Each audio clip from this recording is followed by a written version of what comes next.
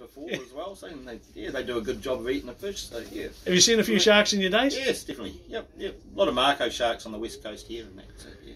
Now, the official records show that there hasn't been a dolphin caught on the coast for well over a decade, and yet we read every week about the hector dolphins being captured by the dirty old fishermen. What do you say about that? Oh, hang on. Mute that for a bit. Well, the records just proved it wrong. Yeah. So. Yeah. Honestly, I gill netted for 12 years. I never saw a single dolphin in a net in my life, to be honest. And trawlers do not catch dolphins. They do not tow fast enough. Dolphins are too clever for that. If anything, the dolphin will follow. If there's a trawler trawling in close in the shallows, a dolphin will follow behind the bag and eat all the stirred up crustaceans and everything like that. So they'll stay behind the bag and play and feed and play around the boat as well. So we're not out to catch dolphins, and it's all just bullshit. One person caught a dolphin up in the North Island there a few years ago, reported it, and that's why all this shit started. So, incredible, isn't it? Yeah, just for one person doing the right thing. So trying to promote the right thing, well, it's not really promoting the right thing, I'm afraid. So. And one last piece off a particular website, Extreme Greens. I'm not fussed on them, mate. I've got a rusty old serrated knife. I know what I would do with. It's not long enough to do too much damage, but it's long enough to hurt. So. I love it. The way we fish cannot continue. Industrial scale commercial fishing has left parts of our oceans a barren wasteland where once life thrived. How emotional is that?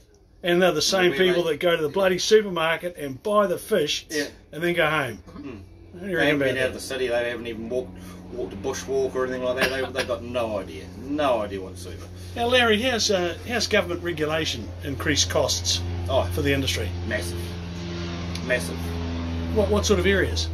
Technology, iPads. They're talking about cameras. They're talking about just levies for everything, and we get bills for things we don't even know we're getting bills for, just from Fish Serve and places like that. It's just constant. Yeah. And does the price of fish go up to? No, considerably not. To what? So the costs are going up faster than the price of fish. Yep. If you weren't a hard worker, you'd go backwards very, very quick.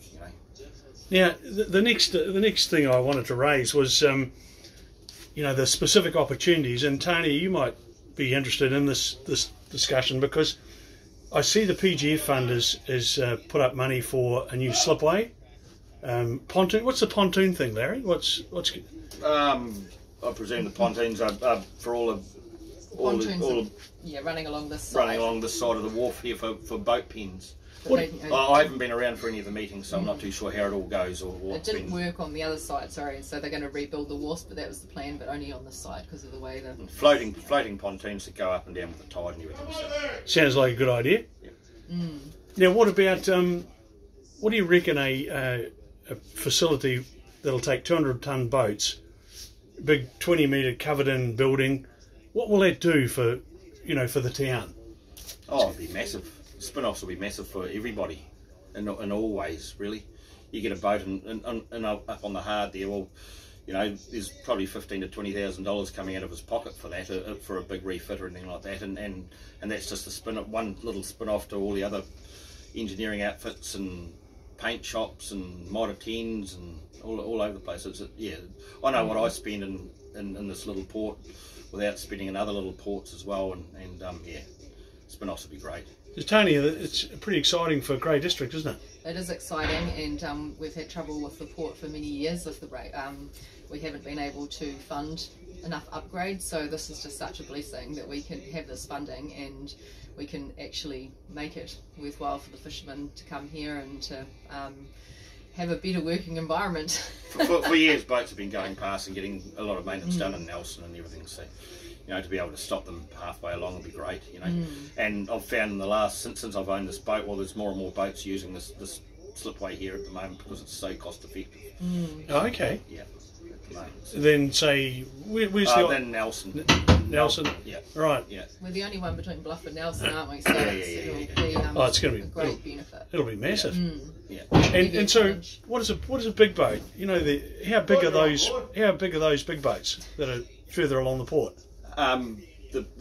Like the Corsair and or the galley. the Galatea and all that. How heavy are they? Oh no, they're 120, 130 tonners. So they'll be able to go up the They'll slip? be able to go up on the slipway here too as well. So, Imagine yeah. the money that'll be spent Oh, there. exactly. So, yeah. And I saw, look, I had Mark Jones say to me that recently he painted his first boat. Yeah. Which is pretty amazing. Yeah. How can we grow the sector? You want to collar this fella too, George? Hey George, what are you doing? How are you? He's running away. He's running away. Just hang on, wait me a sec. Pass this. You got some beer there. You know, he's just going to pass a box of beer. He's a good man to talk to. Yeah. He's an old school fisherman from way back. So yeah. Another one to help me off the boat. Yeah. So what sort of other opportunities exist for the fishing industry on the coast?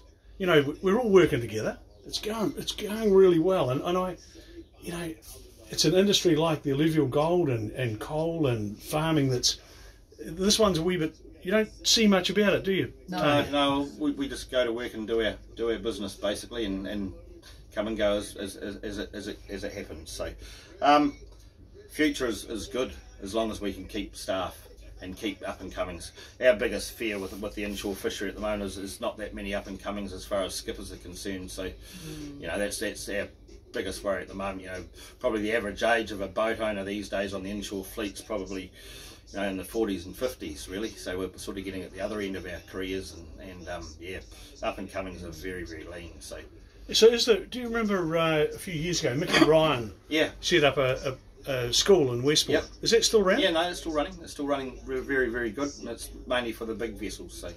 And so, how do we attract people into the small? Well, this is not small to me, but how do we attract people into your part of the industry? Very, very hard, really. It's a tough question, that one, really. Really, we're slowly dying out, to be honest. We can't have that. No, we can't have that, really. It's a tough one. Not something I've really thought about.